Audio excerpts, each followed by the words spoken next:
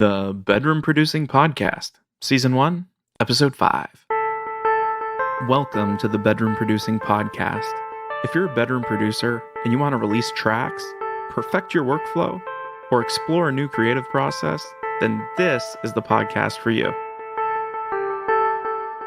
Today's guest is Brazilian heavy metal artist Heitor Silva.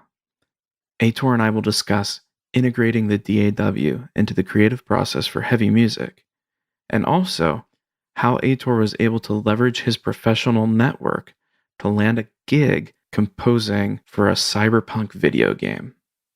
Heitor, welcome to the show. Thank you, Chip. It's good to be here. Thanks for making the time to talk with me, man. Would you be so kind as to just give us a quick synopsis of what your background is with music? Yes, sure. So right now I'm 32 years old. And I started playing acoustic guitar when I was 12. 1 year later, I bought my first electric guitar, and I'm a heavy metal fan. So from there until now, what I did was to participate in metal bands and record some stuff. I did some very small shows. I really liked music. I tried to be a professional in music for a very short time, but I ended up being professionally a software engineer. Yeah. So I am a software engineer that loves music a lot. And because right now I'm living in Germany, I thought about maybe doing a transition or trying to go professional into music. So in the beginning of 2020, I subscribed to a music school in London. I'm doing a music production training online with Point Blank. Mm-hmm. And from there until now, I learned a lot of stuff. And I'm trying to position myself as a music producer for the heavy metal bands or for the heavy musicians that we have around the world. Very cool, man. Very cool. So you started off as a heavy metal guitar player, played in some bands, and then got involved with Point Blank and started learning all the music production side of things. Very cool. Exactly. So do you see the music production side of things with the DAW? Do you see that mostly as just a tool for mixing and mastering, or do you see that as a tool for creativity as well? To me, it's also for creativity, for composing, because you have a lot of plugins available in the DAW for you. Some stock, some that you buy yourself, and sometimes they come with some presets already done for you that are very inspiring. Mm-hmm. Sometimes they come with loops for you also that you can use to spark an idea and to start some creativity flowing. So I personally use the DAW also to compose, not just to record or to mix and master. Yeah. What do you think is the ideal fusion of metal and the computer? What does that look like? Interesting question. So everything in the metal community goes around computers, I would say. There's a lot of technology for people that are playing guitar and bass and are playing in heavy metal or any sort of metal band. For example, there is a company called Neuro DSP, and they're really breaking through with their technology for the heavy metal market. Like they're doing good plugins and good hardware focused on this niche, focused on heavy metal players that need good things and don't have the means or the space to have the real amplifiers or the real cabinets and real microphones, but they just have a small laptop and a small interface. They can buy the plugins or the hardware and have more or less the same sound as the big artists. Very cool. And there's a lot of other companies that are into this market as well, like IK Multimedia or Positive Grid. They are doing a bunch of cool software to support people into heavy music and going into a full record without having to have fancy equipment. It's really nice. That's very cool, man. That's very cool. Yeah. There's It's just that whole concept of, what used to be the entire mixing studio 20, 30 years ago. Now you're compacting this more to the computer. And I think the cool thing about that is it gives independent artists a lot more of an opportunity to share their voice with the world. That's kind of the thing that interests me about, so many people being able to make music on the computer. On the one hand, I understand some people will say, well, there's just so much out there. But, music, it's an art. It's a fine art, right? And if more people can share their voice, I mean, that's cool to me. More people being able to tell, your story, your individual story. And it sounds like the tools that you're talking about kind of help give that voice to other people that are starting out. Yep. Do you think the heavy metal movement is pretty strong in Brazil currently? What's the scene like there? Unfortunately, no. No? No. I don't see my country as strong into metal. People in my country, they like some specific genres of music, and some of those genres are very specific to Brazil. And some artists we have, they do some success outside of Brazil with those kind of music, but metal is not the number one choice of the majority of Brazilians. Like, I have a joke that when I go to a barbecue, usually I'm the only person not allowed to choose the music. I love it. I love it. I love it. So you don't have any heavy metal sambas going on then? No. You can, if you would like to research some different things. There are two metal bands from Brazil that are very good. Yeah. One is more or less world famous. The other one, maybe not so much. The first one is called Angra. They're very, very famous, especially in Japan. Mm-hmm. And there is an album they recorded a long time ago called Holy Land.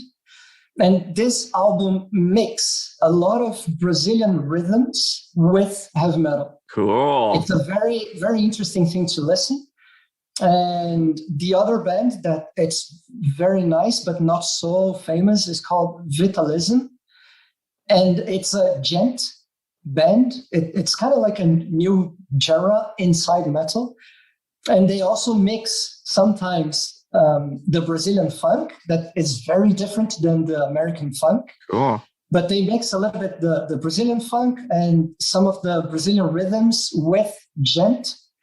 And it's two very interesting bands to know, Brazilian bands to know. Because if you take Sepultura, they do have some Brazilian rhythms, but not as much as Angra or Vitalism. Yeah. And it's worth checking out to see mixtures. Yeah. No, thank you so much for sharing that with me. I mean, I think anytime you can see those kind of fusions, that's just fascinating to me. I love seeing these kind of genre-bending fusions of different world music. Talking about those bands, can you tell me a little bit about some of the artists who have inspired you on your journey? That's easy. When I was young, when I was around like 10, 12, my biggest influence was Iron Maiden. Yeah. And right after knowing them, I went into some more heavy things, and also some of the solo guitarists like Joe Satriani or Steve Vai. And I was kind of dancing between heavy metal and prog metal and those guitarists that are very good. So those guys were my first influences. But as I grew older, I was going into more heavy things. So then I started knowing some European bands. For example, Opeth is one of my favorites. Mm-hmm. In the beginning of their career, they were doing death metal, but right now I would say they do more like a prog rock, not metal anymore. Mm-hmm. And I was also knowing some other things from Europe, like Arch Enemy or Halloween and other European bands. As I grew older, I got into more heavy things, but my first influences were those old guys. Yeah. And Iron Maiden. Yeah. I was a huge Metallica fan growing up.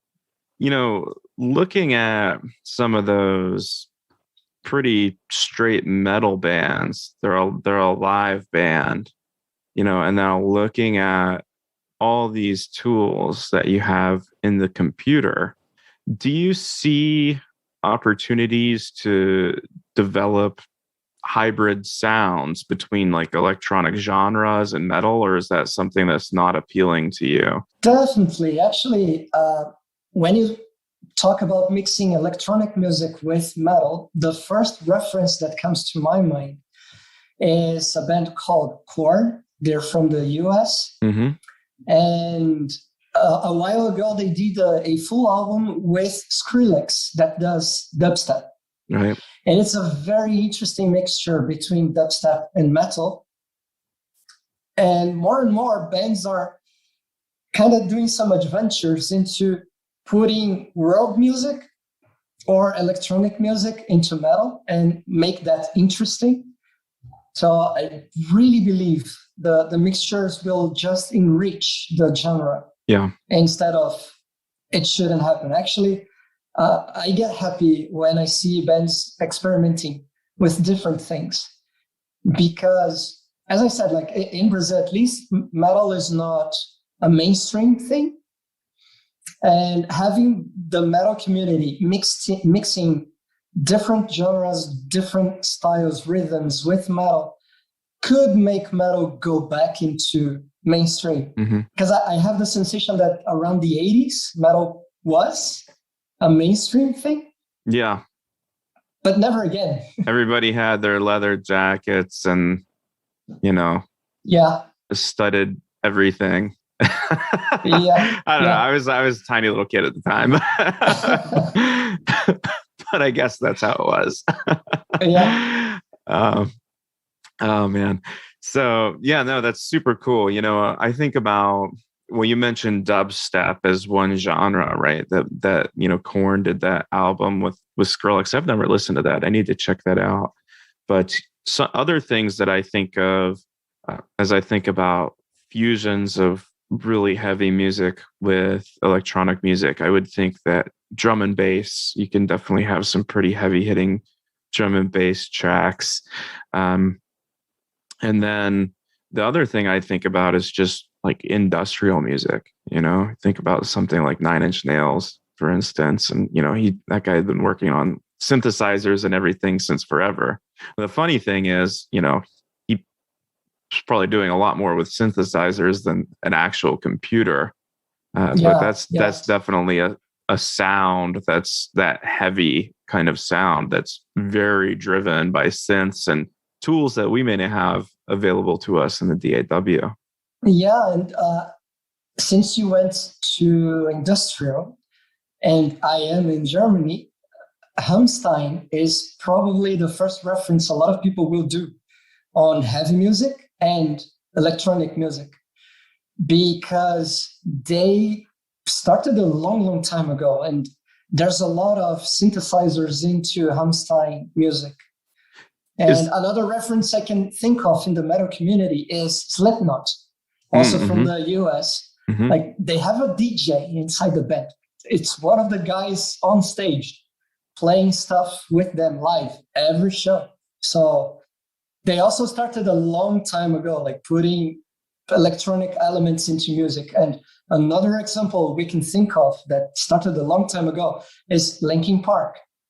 They also had a DJ inside the band, like mixing some hip hop and electronic stuff into heavy music.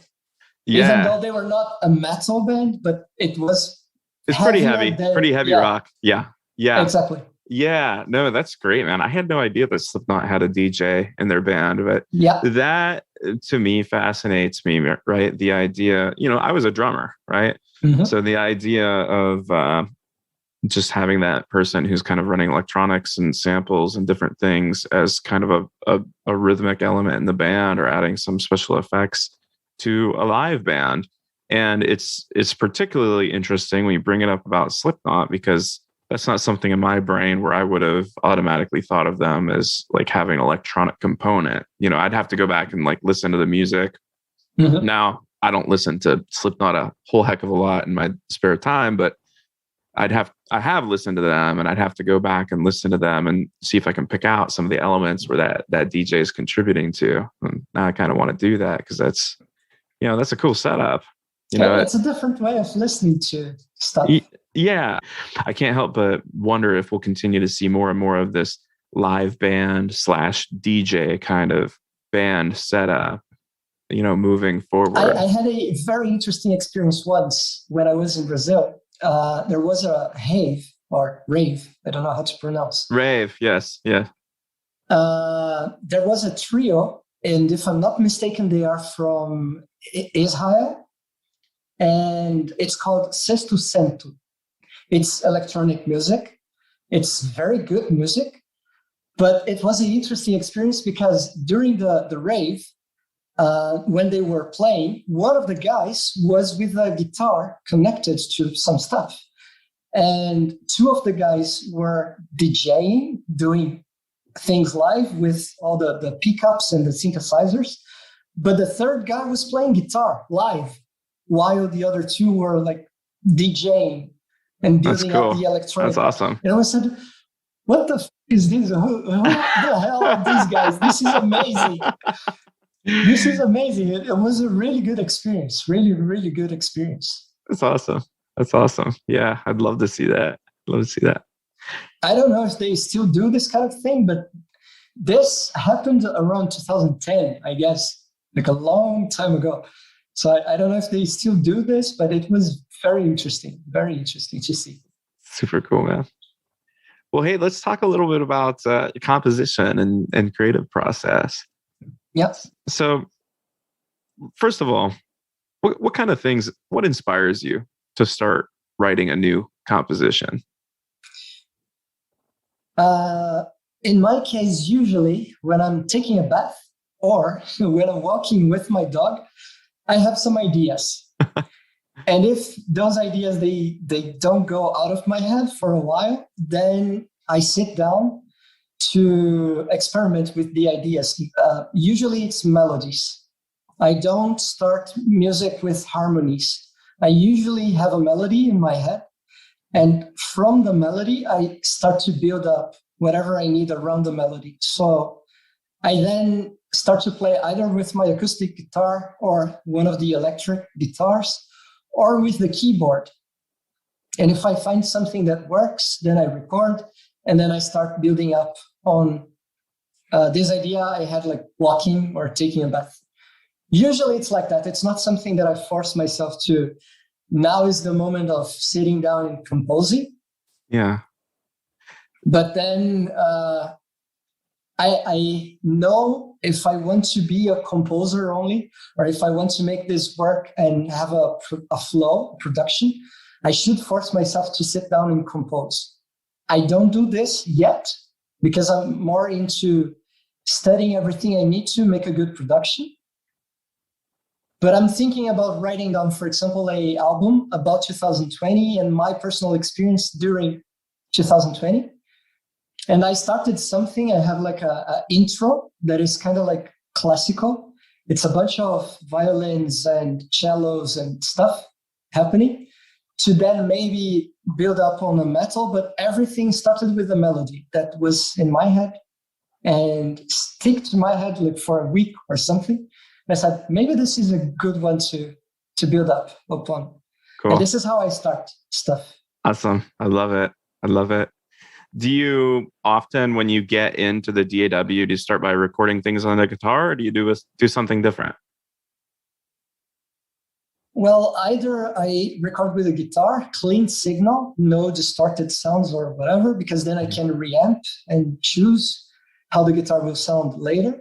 Mm-hmm. Or I do MIDI, but then I do MIDI with my keyboard. I have two keyboards, one very small, but it's the Rolly C-board.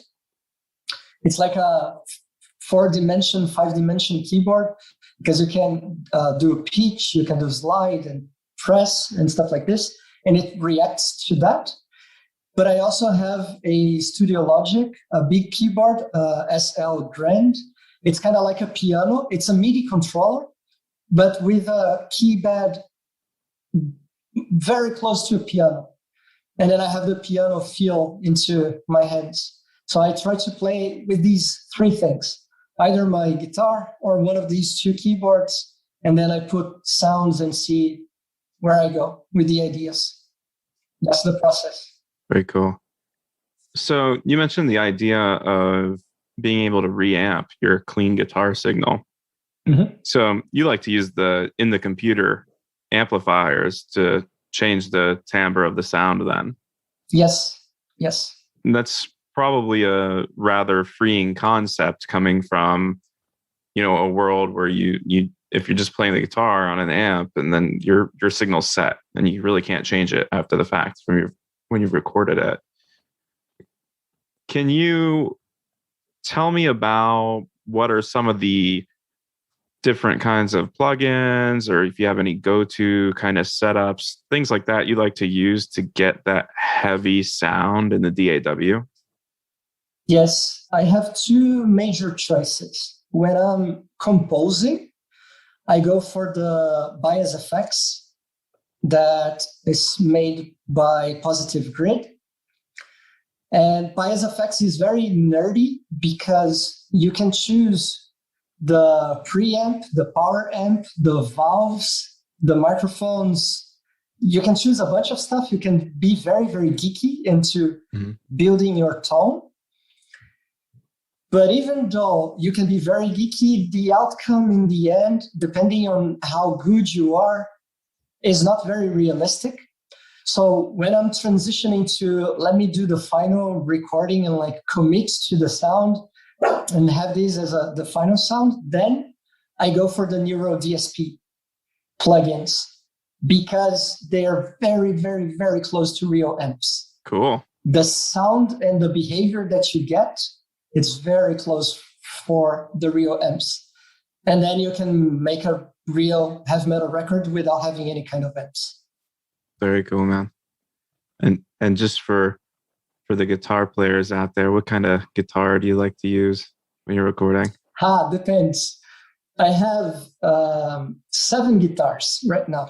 And they're all different with different characteristics and different woods and so on.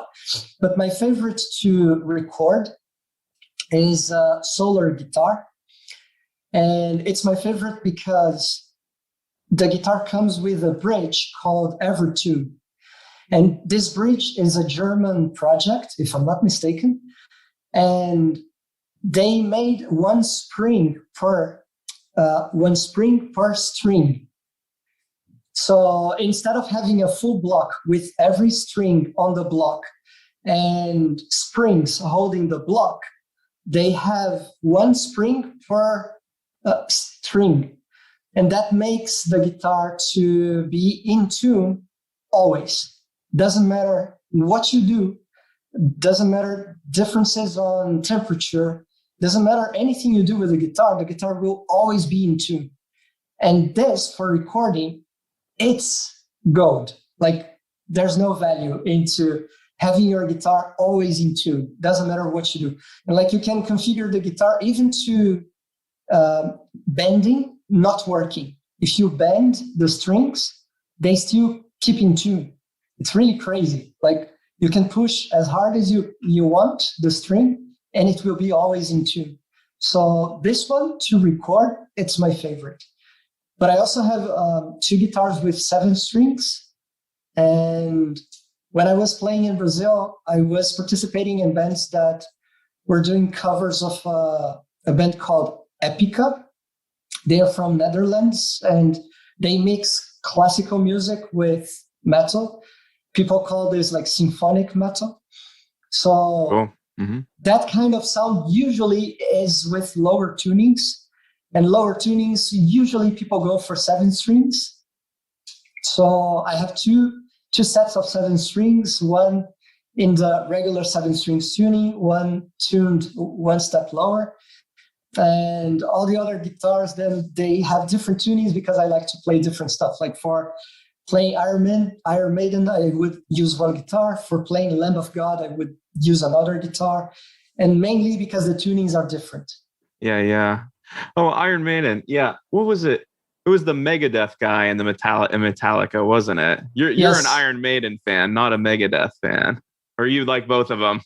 I also like Megadeth, but it was not one of my first influences. And the story is with Dave Mustaine from Megadeth. Yeah, Dave Mustaine. That was the guitarist in Metallica in the beginning, but didn't work out. Then he left. Kirk Hammett joined Metallica and is there till this day. Are you a Kirk Hammett fan? Not much. Not much? No. Who's your favorite guitarist, if you had to pick one? John Petrucci from Dream Theater. Cool, man. Would be my favorite. Yeah. Very cool. Very cool. All right. Awesome guitar recommendations, man. Appreciate that. So I want to talk a little bit about a project that you've been involved in, is that you've been doing some video game soundtrack music. Yes. Yeah. Yes. Can you tell me a little bit about how you got into that and what your experience has been like with that? Sure. I have a friend that we worked together around 2005, if I'm not mistaken. And this friend moved to Japan. After some years, he moved to Japan. In Japan, he was a Japanese teacher, but he also was an independent developer. So he opened a company in Japan to be an independent game developer. And he did some projects there. And in the end of 2020, he came back to Brazil. When he came back to Brazil, he was looking for a software developer, a software engineer, to support him building a fighting game. And he came to me asking if I was interested in being a software developer on the game, not a musician on the game. He didn't know I was studying music production and anything. And my experience in software engineering is more towards web development, not game development. And what I told him was like, well, I have 10 plus years of experience with software engineering, but not with game development. I don't think I will be very helpful on the software development part, but maybe I could help you on the music, or I don't know, like sound effects and so on. And we started talking about that and what he had and what he didn't have. There is a guy also working on the music part of this game. He's from Spain. His name is Alfonso. I think his artist name is El Baiken or something kind of in this direction. So he was already composing some things for the game. But then I joined the project and we divided, like some soundtracks, some music of the soundtrack I would compose and record and do the production. Some music, it would be Alfonso doing the compositions and some of the recordings, and then I would mix and master. Like the mixing and mastering of everything that will happen in the game will be me. Some of the songs will be my composition, but the majority of songs will be Alfonso composition. And then we will see also how we will do the voices and the sound effects. But then it's mainly like doing sound design for the game. And probably there I will also help a lot. Very cool. And that's how it started. Nowadays, I'm also involved in the software development part of the game, not just the music anymore. Because the game started in one technology, and after the team experimented with the technology they didn't like, and they decided to switch to another one. And the other technology they chose, I got interested, and I said, well, that would be also very interesting to have experience with. So now I'm kind of both sides. I'm doing music, and I'm also helping with the software development. That's cool, man. Do you have a potential release date for the video game? Not yet. It will be a long time. Like, we think it will be a 2-year project because it's very ambitious and we are a few people doing everything alone. I think it will take a while, but the 2 songs I composed, I have 2 previews and a website called Clipit. If you access my Linktree, it's Linktree/it's H Silva. There is a link there for the preview tracks. And if you click on that link, it goes to a website called Clipit. And I have my profile there. Also, it's H Silva. It's the name I use on all my socials. Mm-hmm. And you have a 40-second preview of the songs I composed. And there is one 40-second preview of one of the songs that Alfonso composed. So you can more or less have the vibe of the game. The game is a cyberpunk universe. So there's a lot of electronic music and heavy music mixed. Yes, I've listened to it. You can absolutely hear that. And it's quite fitting for what would be a cyberpunk fighting video game. Yeah. It's really cool, man. Is there a working title for the game yet? It's Cyberflags. Cyberflight? Cyberflags. Oh, so Cyberflags. Yeah. Got it. Very cool, man. Well, I got just a couple more questions I want to ask you here, and we can start wrapping up. Can you tell me, suppose that you sit down at the DAW and you're working on a project and you've got like a pretty solid 8 to 16 bars going. Mm-hmm. You kind of got this loop and you like how things sound, but now you're starting to feel kind of stuck. Mm-hmm. What might your thought process be for progressing the track from that point forward? When I was studying, I came across a page inside the Point Blank material that they mentioned a producer. If I'm not mistaken, this producer worked with U2 back in the days. And this producer had a technique of having some cards, like paper cards, mm-hmm. and every card had some weird thoughts in it. Like, have you tried singing out of tune? Have you tried, like clapping outside of the tempo of the song? And some crazy ideas in the cards. Whenever U2 was stuck on studio trying to compose stuff, this producer would come to them and like pick a card from the set of cards. Mm-hmm. And maybe this card will help you get outside of the comfort zone and progress into the composition. So since I learned this happened, I try to apply this to myself, even though I don't have the set of cards. I know there are websites that kind of mimic this set of cards. Yeah. But I try to apply the same principle. Like, if I'm stuck right now, what can I do different that maybe will put me out of my comfort zone and make me progress into the loop? Is it, I don't know, like clapping? Is it trying a different instrument? Is it stepping away from the DAW and, I don't know, playing video game and then coming back? Yeah. Is it inviting someone to collaborate? Is it changing the genre I'm trying to compose for? I don't know. I try to think outside of the box and see if this can take me out of the freezing. I love that. Yeah. Kind of take a step back, think about something, shift your algorithm and come back to it. Yeah, exactly. Yeah. Very cool, man. Do you have any favorite books, YouTube channels, or classes, anything that you would recommend for our listeners? For the heavy metal community, YouTube channel, there is a artist called Ola England. He's from Sweden. He owns Solar Guitars, and he also plays in The Haunted and Feared, and he also has some solo material. His YouTube channel is really amazing for the metal community because the guy is like a super geek and knowledgeable into equipment. So if you want to nerd out on equipment for heavy music, his YouTube channel is amazing. Awesome. Rick Beato also is a great musician. I think he's from the US, and his knowledge on music theory is amazing. His book about music theory is amazing, and also his YouTube channel is really, really good. So I also recommend that.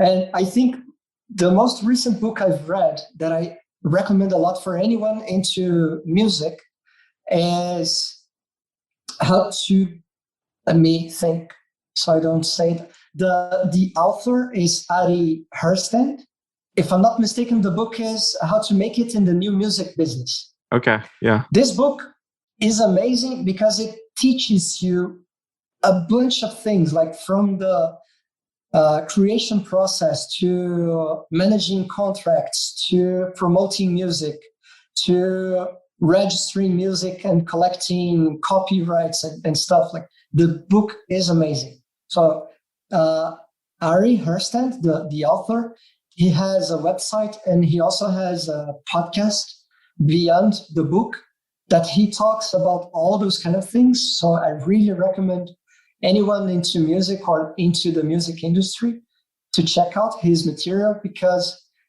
if you're not the artist itself, maybe you're the manager of an artist, or maybe you want to do your own record label, or maybe you want to be just a promoter. I don't know.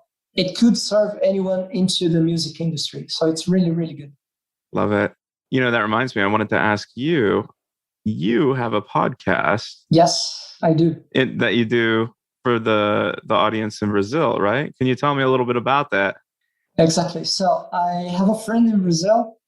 We played together a long time ago, and we love music a lot.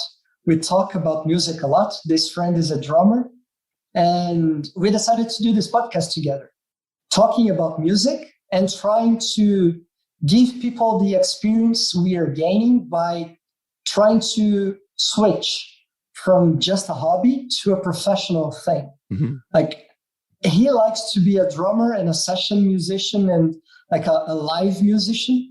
I prefer more the production side of things, like composing, recording, registering, selling, mixing, mastering, those kind of things.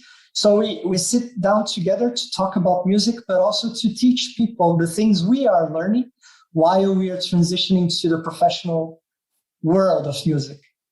So the podcast has a bunch of subjects, but we also plan to do some series. For example, one series that we are running right now is about composition. So in the first episodes, for example, we spoke on theme, language, and motivation. What is the role when you are composing something? What is the role of each thing? What is the role of the theme? What is the role of the language? And what is the role of the motivation, and how those things fit together and link together to make you a better composer? Love it. And then we will go on this series, but then it's like a passion. We get together, we talk for a long time, we record, and we are releasing. It's in Brazilian Portuguese.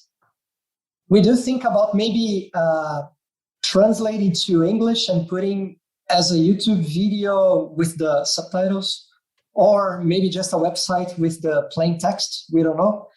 But then we could make this available also for English speakers instead of just Brazilian or Portuguese people. Yeah, very cool, man. That's very cool. Yeah, I was checking it out, but I haven't learned Portuguese yet. So someday I would love to. And I will visit Brazil once I get that figured out. Thank you. Yeah. So, hey man, where can people find you and your music online? So I have an Instagram profile, Facebook profile, Twitter profile, SoundCloud, and Clipit. All those social media. And I also have a YouTube, but I'm not putting videos there yet. I will start putting videos this year. But everything that I have online, you can find over my Linktree. So you can go to linktr.ee/itshsilva. And all my social network, you can find with this nickname, like It's H Silva. It's easy to find me. Cool. Awesome. Thanks, man. And we'll link that in the show notes too. Yeah. Thank you. Heitor, thanks so much for being here today and making the time to chat with me today. Thank you very much for the conversation, Chip. It was a pleasure. Well, that was a great conversation with Heitor. I love how he's able to pursue his passion in the context of his day job and through his network find an opportunity. I think a lot of us can relate to trying to find that balance between work and our creative pursuits. Hopefully this continues to open up new opportunities for him. Always, I hope you enjoyed the podcast. If you did, please subscribe and feel free to hit me up on Twitter at ProducerChip. Also, check out the website, bedroomproducing.com, for show notes with links to some of the different topics that we discussed. Till next time, my name is Chip, and this is the Bedroom Producing Podcast. Thank you for listening to the Bedroom Producing Podcast. For more content like this, visit bedroomproducing.com.